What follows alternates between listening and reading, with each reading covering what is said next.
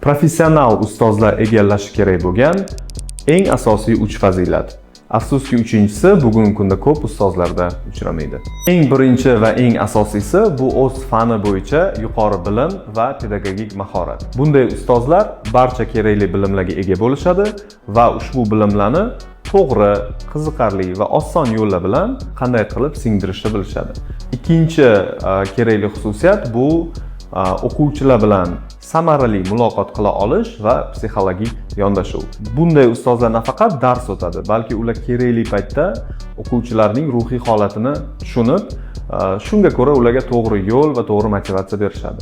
Uchinchisi va eng asosiysi esa bu doimiy rivojlanishga intilish. Afsuski bugungi kunda ba'zi ustozlar ma'lum bir yutuqqa, darajaga erishgandan keyin qotib qolishadi, o'z ustida ishlamaydi.